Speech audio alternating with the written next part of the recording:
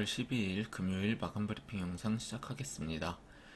이번에 저희 회사가 투자 유치와 동시에 정부 과제가 같이 엮여 들어오면서 정말 정신없이 바쁘게 보내고 있습니다. 이번 주 내내 영상을 못 올리다가 오늘에서야 올리게 됐네요. 주말인데도 오늘 하루 쉬고 일요일에도 출근을 해야 할 정도로 정신없이 보내느라 증시 체크도 제대로 못하고 있었습니다. 아마 5월 내내 바쁠 것 같은 예감이 드는데 영상을 잘 못 올릴 수도 있겠네요. 이 부분 양해 부탁드리겠습니다. 그럼 먼저 코스피 차트 보시겠습니다. 조정이 나온 이후에 반등이 살짝 나왔다가 다시 눌림이 나왔습니다.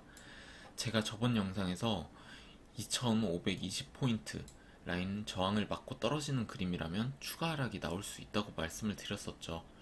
지금까지만 보면 추가 하락이 나올 것 같은 모양이긴 합니다.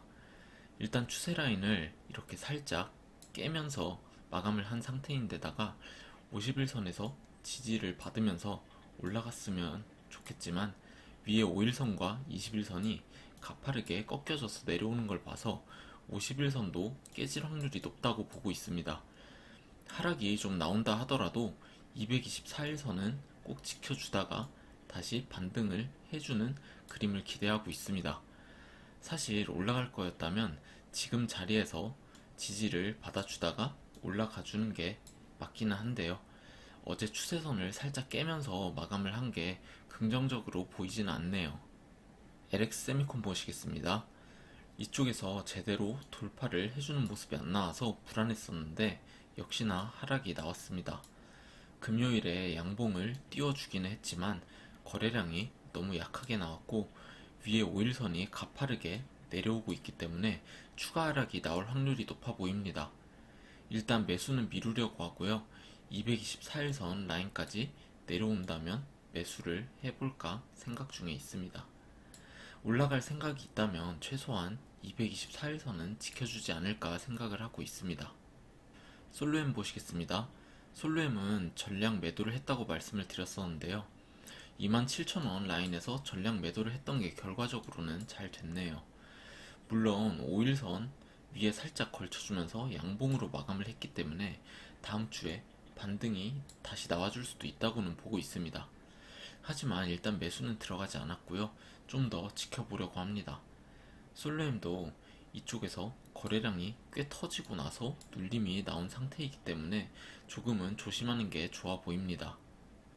LG 에너지 솔루션 보시겠습니다. 제가 2차전지 종목은 이제 어려울 거라고 계속 말씀을 드려왔었죠. LG 엔솔은 그래도 잘 버텨주는 그림이긴 했지만 금요일에 이쪽 채널 안으로 개파락을 하면서 내려오면서 마감을 했고 위에서 단기 이평선들이 이렇게 내려오고 있는 상태이기 때문에 추가 하락이 더 있지 않을까 예상을 하고 있습니다. LG 엔솔뿐만 아니라 다른 2차전지 종목들도 거의 마지막이라고 생각을 하시는 게 좋지 않나 하는 게 제 의견입니다. 앞으로도 2차전지 섹터는 좋겠지만 증시에서는 이미 선반영이라 판단을 할 가능성이 높기 때문에 이 부분 유의하시는 게 좋겠습니다. 코스닥 차트 보겠습니다. 코스닥 지수도 모양 자체가 안 좋아 보여서 걱정이 됐었는데 우려했던 대로 추가 하락이 나오고 있습니다. 일단 2차전지 종목들이 계속 하락이 나오면서 지수를 하방으로 이끌고 있네요. 이전부터 말씀드렸던 것처럼 2차전지 종목들 하락이 나오더라도 다른 섹터에서 매수세가 들어오면서 버텨줬어야 했는데 그런 그림이 나오지 못하는 모습입니다. 단기 반등이 나올 수도 있겠지만 아무튼 당분간 증시가 좋지 않을 수도 있다고 생각을 하고 대응을 하는 게 좋아 보입니다. 에코프로 보시겠습니다. 계속해서 말씀드려왔듯이 에코프로 종목은 이제 전고점을 뚫고 올라가는 상승은 없을 겁니다. 예상했던 대로 쌍봉을 그린 이후에 깊은 하락이 나오고 있는 상태고 이 하락이 코스닥 지수에 영향을 미치면서 증시가 안 좋게 흘러가고 있습니다. 계속 말씀드렸듯이 중간에 반등은 충분히 나올 수도 있습니다. 하지만 전고점을 뚫고 올라가는 상승이 나올 거라 생각하고 들어가시는 건 피하는 게 좋지 않을까 생각이 됩니다. 에코프로가 어떻게 흘러가느냐에 따라 코스닥 증시 전체가 어떻게 움직일지 달려있기 때문에 계속 주시해서 보도록 하겠습니다. APTC 보시겠습니다. 오랜만에 다루고 있는데요. 일단은 계속 가지고 가는 중입니다. 이전에 말씀을 드렸던 대로 9,600원 라인에 감시 주문을 걸어놓고 있는 상태입니다. APTC는 그래도 지금 바닥권을 형성하고 있는 중이라고 보이기 때문에 중장기로 가져가 볼 만하지 않나 생각이 되네요. 아직 장기 이평선들과 어느 정도 이격이 벌어져 있는 상태이기 때문에 시간이 조금 더 필요하지 않을까 생각이 됩니다.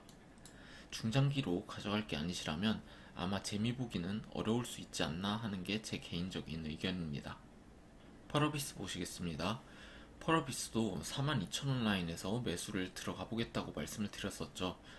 지금 바닥권을 잘 형성을 해주고 있는 것으로 보여서 일단 하방 휩수처럼 한번 페이크가 나와주고 상승하는 그림이 나올 수 있다고 보고 있습니다. 물론 바로 올릴 수도 있겠지만 일단은 저는 그렇게 생각을 하고 기다리고 있는 중이고요.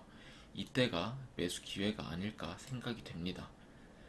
펄어비스는 장기 이평선들도 어느 정도 모여있는 상태이기 때문에 언제 타이밍이 나올진 모르겠지만 조만간 방향성이 나와줄 듯 합니다.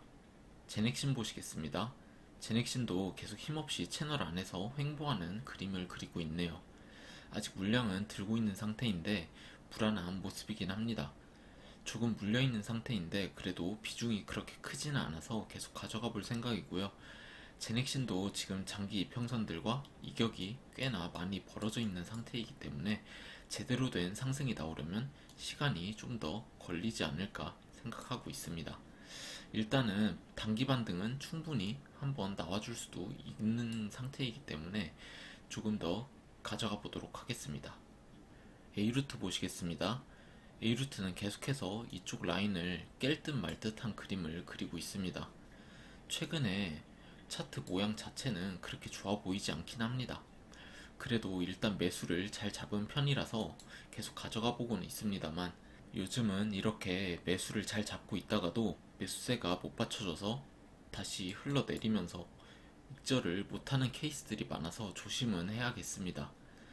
이렇게 올라와 줬으니 최소한 224일선은 깨고 내려가는 일은 없지 않을까 하는 게 제 의견이고요. 일단은 계속 가지고 가보도록 하겠습니다. 시노펙스 보시겠습니다.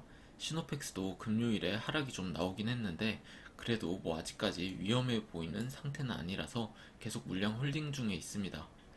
이제 돌파가 한번 나와주면서 이평선들을 상방으로 끌어올려주는 무빙이 나와주길 기대를 하고 있는데요. 생각보다 박스권 횡보가 많이 길어지고 있는 상태입니다. 그래도 뭐 아직까지 크게 나쁜 그림은 아니라고 생각을 하는 편이라 계속 홀딩하고 가져가 보려고 합니다. 제넨바이오 보시겠습니다. 제넨바이오가 결국 최저점을 갱신하면서 내려가고 있는 상태입니다. 여기까지 내려왔으면 아마 1000원 라인은 한번 깨고 내려가지 않을까 생각이 되는데요. 금요일에 대표이사 변경 공시가 나왔죠. 이게 주가에 어떻게 작용을 할지는 잘 모르겠네요. 그동안 사업 성과를 내지 못한 대표가 내려온 거라 긍정적으로 볼지 아니면 그래도 여태까지 프로젝트를 이끌어오던 사람이 내려온 거라 악재로 볼지 잘 모르겠습니다. 이건 다음 주에 가봐야 알 수 있겠네요. 어쨌든 지금까지의 그림이 좋지 않기도 하고 비중을 더 태울 생각도 없었는데 만약에 지금 이 자리에서 크게 하락이 한번 나온다면 추가 매수를 하는 방향도 생각을 해보고 있습니다. 당연히 큰 악재는 없어야 할 거고 거래량도 너무 많이 터지면 안 되겠죠. 이렇게 하락이 나왔으면 비중이 좀 크더라도 추가 매수를 해서 반등이 나왔을 때 다시 한번 비중을 줄이면서 평단을 낮춰가는 방향으로 생각을 할 때가 된 것 같습니다. 이번 상반기 안에 쇼부가 날 거라 예상을 했었는데 쉽지 않은 것 같네요. 오늘도 시청해주셔서 감사드리고요. 좋은 하루 되시기 바랍니다. 감사합니다.